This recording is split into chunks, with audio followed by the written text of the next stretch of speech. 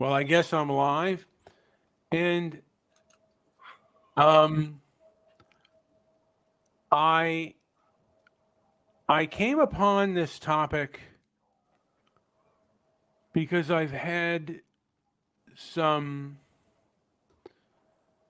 different thoughts over the years about self-defense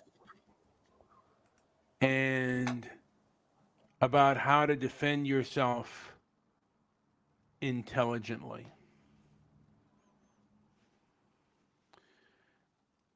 And you may have the right of the First Amendment, but sometimes it's not often intelligent to use that right if the person doesn't care about the law and is going to hurt you anyway. Now, you can do what you want, but for me, that sometimes is not intelligent. Now, and also protecting yourself with verbal attacks, protecting yourself if you do believe in the First Amendment and you say things that may even be true but are considered too inflammatory, you also might want to think twice about where you say these particular things. Because some people, if you say them to them, they will attack you and they will try to hurt you economically. So it's a good idea to plan out what you're going to do and how you're going to do it. That doesn't always mean that your game plan's going to go exact and the person that you're working against is going to behave uh, in any, like how they're going to behave because you really don't know that. And always be prepared for the worst. Anytime you're going into any kind of hostile situation, be prepared uh, for the worst type of outcome. Anyway, Joe, do you have a comment on this? So for me, and this is transparency and merit, if you're not aware, for me, as a pacifist, violence is a last act of recourse. And generally, I go by basically the principle of self-preservation. So don't confuse pacifism with inability for protecting oneself. I protect myself from harm or death, especially as a basic instinct. And so if you sense danger, it's probably best to be in a place where you can avoid that. And the rest, I think, is kind of ego. And if you know you're in a dangerous situation and you choose to engage in battle when there is an option otherwise, then that goes against my basic principles. But that sometimes when it's an option, then that's sometimes there is there is that need for the ability to defend yourself. So I guess that's where I'm at with that. I don't know if that helps, but that's I'm always looking for a situation where I can be not aggressive or not passive or passive aggressive, but I could be assertive. And that is to walk away from a situation where both parties are aware of each other's motives and let it be done. But self-preservation, It's a interesting concept, and it's the general concept in nature.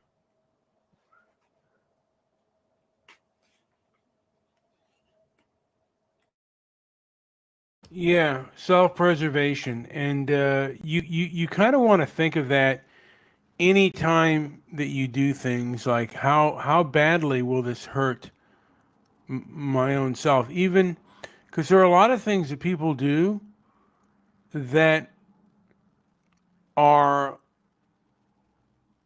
are legal, but they're very unethical, and they're very underhanded. They're very hypocritical. And if you get caught up in a situation where you're on film and they film you acting in a way that they consider, and they can pervert your character.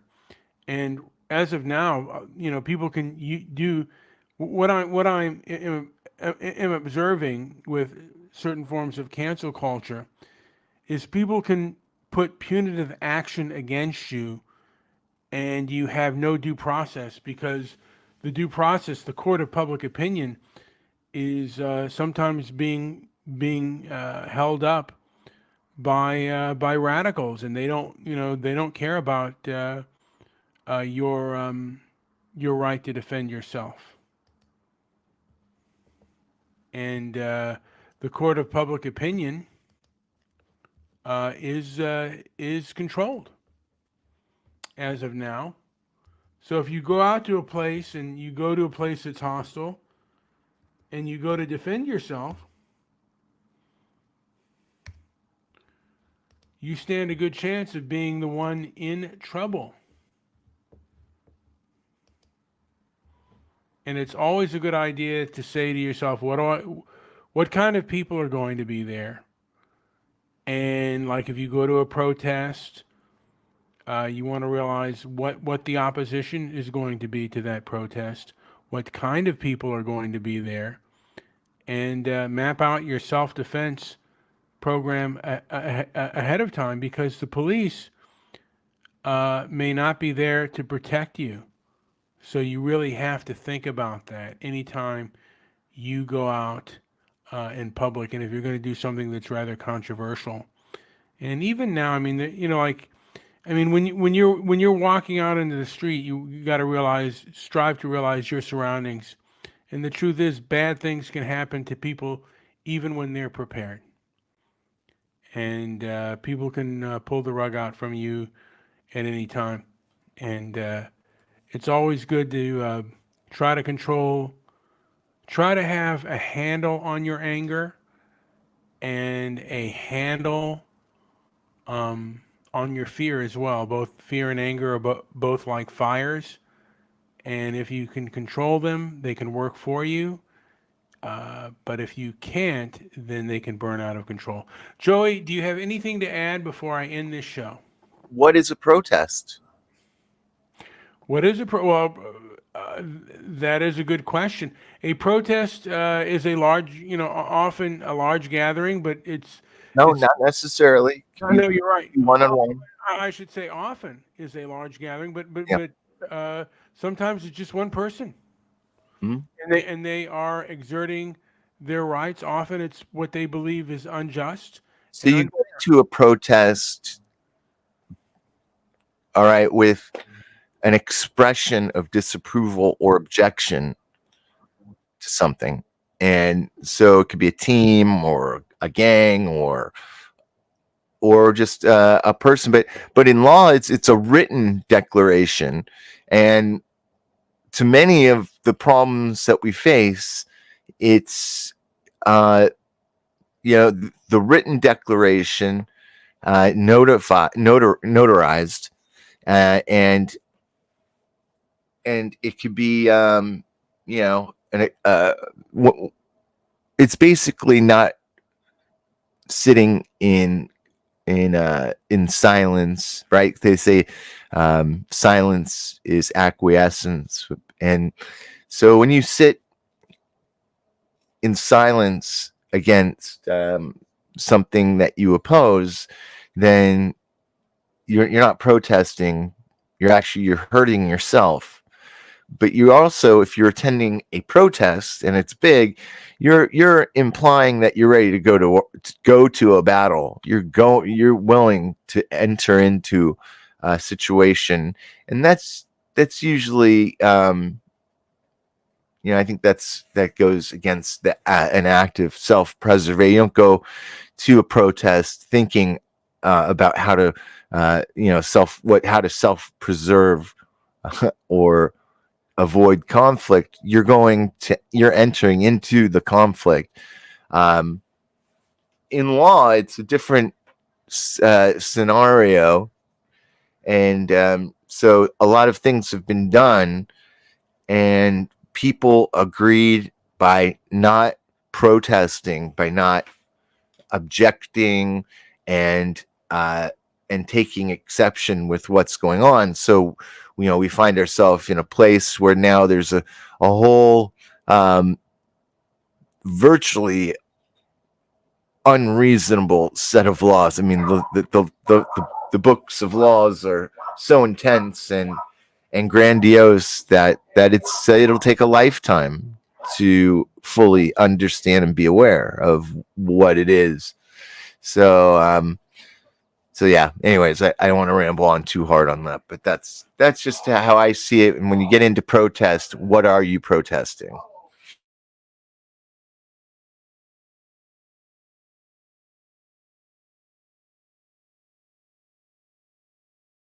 That's a good point. I mean, and oftentimes you are if you're gathering with a large group, I guess you are.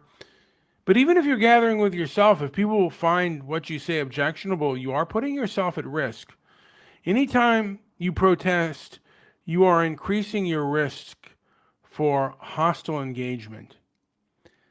And sometimes you realize, what do I have to lose? And what is the best way to to do this thing? And I want to say that ego, and this is for me as well, ego gets in the way of a lot of intelligent decisions. Sometimes you have to swallow your ego for the greater good and uh, walk away. And sometimes I think it is, for me anyway, and I'm not saying for everyone, but sometimes it is best not to engage. And I have to kind of remember that, because there's a part of me that has a need to engage. A need for debate and contact, and there are people that do not want that. They primarily want compliance and obedience. And if you don't think the way they do, you can potentially become enemy. Oh, Particularly, if you're fighting against people or group, are you really making change? It's hard to say where the change is going to be made. That's why I often say the pen is mightier than the sword. That a battle can truly be won if you have a full understanding of what the problem is. Where does the problem begin? And I always ask people, what is your origin? We've been cut off from our origin by an act of violence, and people are protesting the wrong things. If they understood a little bit more about where this all began, like for example, you know who really cares about I mean, if you know your origin and you know what's happened, who really cares about Roe versus Wade? It's so far after the fact, and it's so I don't know. It gets into pretty deep topics, and then people start fighting. But oftentimes, and we've been to a couple protests. I don't care how many people you ask. You try to find out, why are you here, and you're going to get a different response from every person you ask. You know what I mean? And that's been frustrating.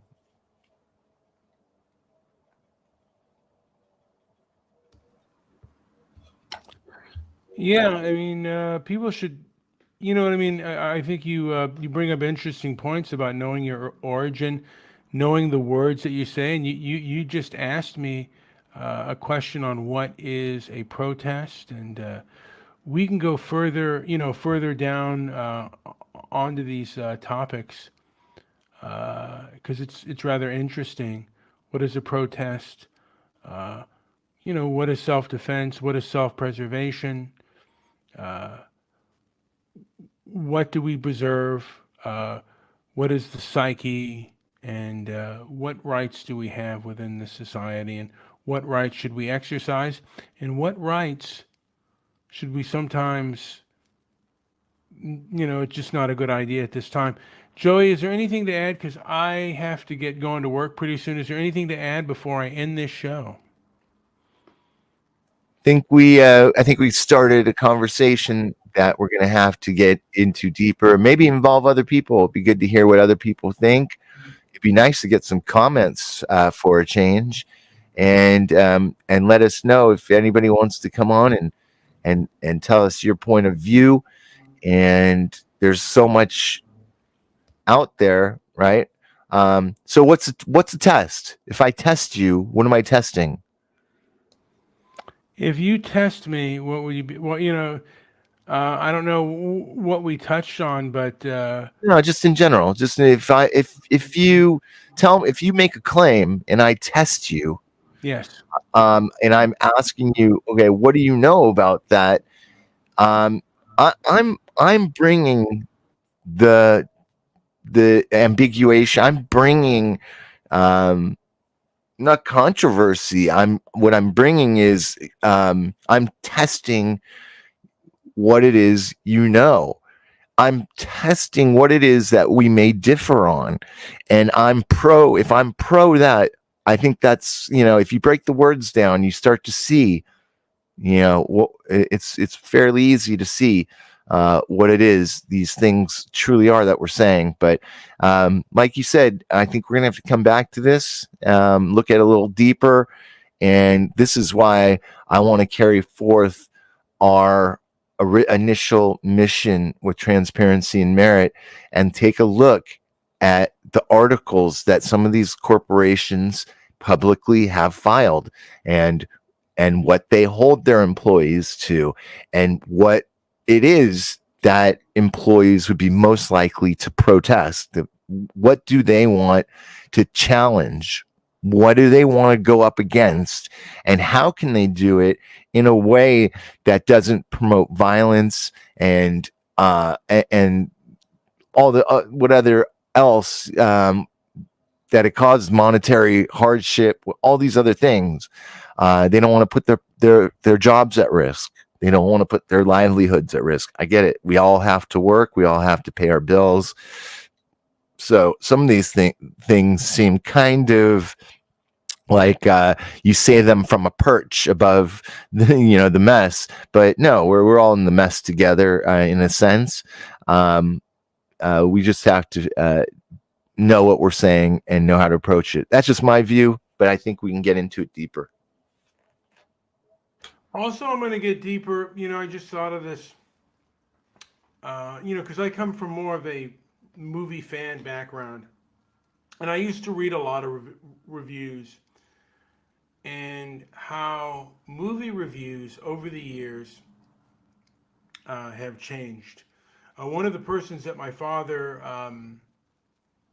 honored during his film festival was a person by the name of Charles, I think it was Chapman, I forget his name, but he was always a fan of Richard Schickel, and now we have a new crop of of film reviewers, and I don't know how much this has shaped the film or the movie going public. But there are times when the movie going public and in the movie intelligentsia, which is the movie reviewers, have maybe a different feeling, and sometimes over time, people change the reviews, and that's happened more times than we'd think. Anyway, Joe, this is now the last comment. Any last comment before I call the show a day? Yeah, we're good. We're good. All right. Hey, thank you for listening. Like, subscribe, leave a comment down below, and visit our website at transparencyandmerit.com. We're always working on it, no matter how slow it gets. Thank you.